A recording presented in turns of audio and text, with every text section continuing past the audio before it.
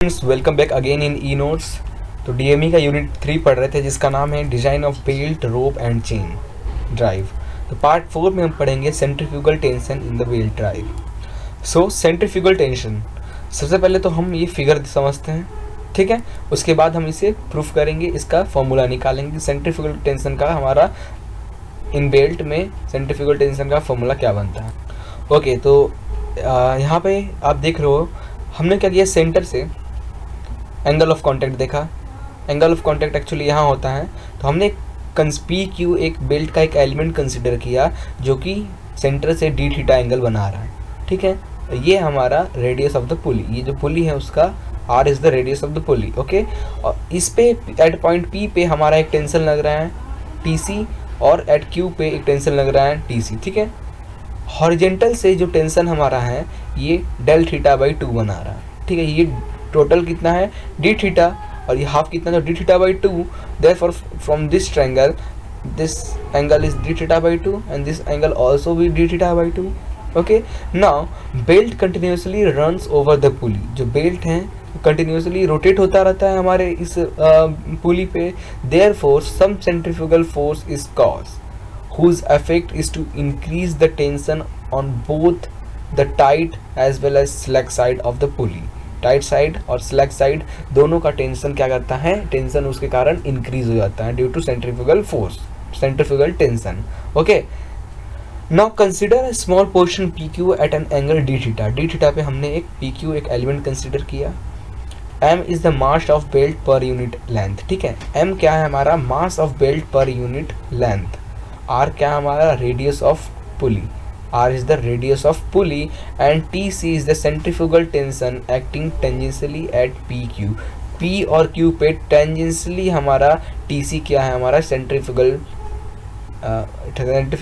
Tension act हो रहा है, ठीक है। ये देखो टेंजेंशियली, टेंजेंट हाल सर्कल पर टच करते हुए बाहर की ओर, सर्कल पर टच करते हुए बाहर की ओर, मीन टेंजेंशियली ये क्या कर रहा है हमारा टीसी दे रहा है, जिसका that is my centrifugal tension, okay. Now length of belt P Q, हमने जो एलिमेंट कंसिडर किया तो उसका belt at P Q, P से क्यू तक का हमारा जो लेंथ ऑफ बेल्ट है वो कितना है, which is equal to R D theta. ये फॉर्मूला आपको पता होगा, लेंथ ये theta is equal to R into arc होता है, arc upon radius is equal to theta. Therefore length means arc is equal to radius into D theta हो जाएगा। Therefore mass of belt P Q, हमने length consider निकाल लिया P Q element का, अब हम मास निकालते हैं। Mass of belt P Q क्या हो जाएगा, जितना लेंथ है इंटू उसका mass, R into D theta into mass of that. Now centrifugal force acting on the belt P Q, अब जब पी क्यू पे जो सेंट्रीफ्यूगल फोर्स एक्ट हो रहा है वो कितना होगा, FC is equal to M R D theta V square upon R, centrifugal force, ठीक है। Mass of belt M R D theta, mass into क्या होता है M V square upon R, centrifugal force क्या होता है M V square upon R. तो mass of belt हमारा कितना है एम आर डी थीटा और वी स्क्वायर अपॉन आर, ठीक है। देयरफॉर आर से आर कैंसिल हुआ, हमारा बचा M D theta V square, okay. Now the centrifugal tension T C along tangential at P and Q keeps the belt equilibrium. अब जो tension है हमारा एट पी और क्यू पे, ठीक है, एट पॉइंट पी से tension this and point Q से टेंशन दिस, ये दोनों बेल्ट को इक्विलिब्रियम रखने में मदद कर रहा है, okay. Therefore resolve force horizontally, अब हम हॉरिजेंटली फोर्स को रिजॉल्व करते हैं। तो हॉरिजेंटली अगर आप फोर्स को रिजॉल्व करोगे तो FC is the centrifugal force which is equal to TC sine D theta by 2 plus TC sine D theta by 2। ये कैसे हुआ, ठीक है। ये फिगर देखिए, ये वर्टिकल का लाइन है और ये हॉरिजेंटल का लाइन है। ये FC क्या है, centrifugal force act, centrifugal force means बाहर की ओर जो फोर्स लग रहा है वो, ठीक है, ये FC। अब हम ये देखिए थीटा, ये जो हमारा टेंशन है TC, ये टेंशन ये वर्टिकल से थीटा एंगल बना रहा है, तो मीन्स वर्टिकल कंपोनेंट हमारा कॉस होगा और हॉरिजेंटल कंपोनेंट साइन हो जाएगा। देयरफॉर फोर्स को जब हॉरिजेंटली रिजॉल्व करेंगे तो FC is equal to TC sine D theta by 2 plus this TC sine D theta by 2 हो जाएगा। सो दिस नाउ अब इतना हो गया हमारा। Now second part, Here sin d theta by 2 is very small, therefore sin d theta by 2 is equal to d theta by 2. ठीक है। So M D theta into V square is equal to 2c d theta by 2। ये कैसे आया? T C sine theta by 2 plus T C sine theta by 2 था, तो sign theta by 2 को हमने D theta by 2 लिखा, तो T C 2, तो दोनों ऐड हो गया, तो 2 T C d theta by 2, 2 से 2 cancel, T C d theta और F C centrifugal force. Centrifugal force क्या होता है हमने अभी जस्ट फाइंड किया था, जो कि निकला था M D theta V square आया था, तो हमने दोनों को इक्वल किया। Therefore from this equation T C is equal to M V square. जो टेंशन एक्ट हो रहा है बेल्ट पे, सेंट्रीफ्यूगल टेंशन जो है हमारा वो कितना है? M V square, where V is the velocity of belt per meter. Now when the centrifugal force taken into account, then the total tension in the tight side is TT1, which is equal to T1 tension in the tight side plus centrifugal tension in tight side, that is TC, which is equal to T capital T subscript में T1। ये हमारा tight side का बता रहा है। And the total tension, ये क्या है? Total tension at tight side, and total tension in the slack side क्या हो जाएगा? That is T2 is equal to T2 tension in slack side plus centrifugal tension TC।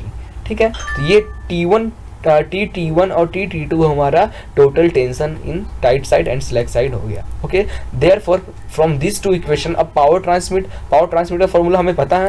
Therefore power transmit का formula होता है P T1 minus T2 V। तो यहाँ T1 T2 था, हम ले रहे थे जब tension in slack and tension in side. यहाँ पे हमारे पास total tension in slack tight side और total tension in slack side है। Therefore power is equal to total tension in tight side minus total tension in slack side into V। Therefore T1 is कितना है हमारा? T1 plus TC और T2 हमारा है minus of T2 plus TC into V। Okay, तो ये हमारा हो गया power transmitted when the centrifugal taken into account. अगर सेंट्रीफ्यूगल फोर्स जब आप कंसीडर कर रहे हैं तब आपका टेंशन, टोटल टेंशन और टोटल पावर ट्रांसमिट जो होगा उसका फॉर्मूला ये होगा। ओके, एक फॉर्मूला ये हो जाएगा टोटल के लिए और ये फाइनल फार्मूला हमारा ये। Okay, now and the driving tension में ऑल्सो भी रिटर्न एज, जो ड्राइविंग टेंशन है means ratio of driving tension that is T1 minus TC upon T2 minus TC। Means देखो T1 upon T2 is equal to 2.3 log T1 minus T2 is equal to mu theta होता है। तो T1 को हम क्या लिख सकते हैं? T1 को from this equation T1 is equal to T1 minus TC लिख सकते हैं। इसको इधर ट्रांसफर कर दो, सेम T2 को इधर ट्रांसफर कर दो, तो T1 की जगह पर हमने इसका वैल्यू रख दिया, T2 की जगह पर हमने इसका वैल्यू लिख दिया, which is equal to mu theta. Okay, now एक छोटा सा टॉपिक और है जिसे हम यहाँ पे कवर कर रहे हैं साथ में इसी लेक्चर के, that is maximum tension in the belt. अब बेल्ट में मैक्सिमम टेंशन क्या होगा? A little consideration will show that the maximum tension in the belt T is equal to the total tension in the tight side plus tight side of the belt, that is T1। This is the maximum tension in the belt. There let sigma is the maximum safe stress, B is the width of the belt and T is the thickness of belt. Then the maximum tension in the belt is T is equal to maximum stress into cross sectional area हो जाएगा। Therefore T is equal to maximum stress, that is sigma, और cross sectional area, that is width into thickness of belt. Therefore T1 is equal to, if centrifugal force neglected, then T1 is equal to sigma B into T. If centrifugal force consider, then at point T1 is T1 plus C, which is equal to sigma B T. Okay, if centrifugal force consider, क्योंकि अभी हमने just देखा था, ये देखिए T1 plus TC, same यहाँ भी T1 की जगह हमने टोटल टेंशन, दैट इज ये हमारा टोटल टेंशन था। देयर टोटल टेंशन इफ क्या नाम centrifugal force neglected then this, if centrifugal force consider then T1 plus TC। Actually TC यहाँ मिस है तो यहाँ TC आप नोट कर रहे हैं। T1 plus TC is equal to sigma B into T is the maximum tension in the belt. तो ये हमारा जो है मेन फार्मूला हमारा बना, ये दोनों। ओके, दोनों फार्मूला हमारा मेन फार्मूला है। If centrifugal force neglected, if centrifugal force consider. Okay, now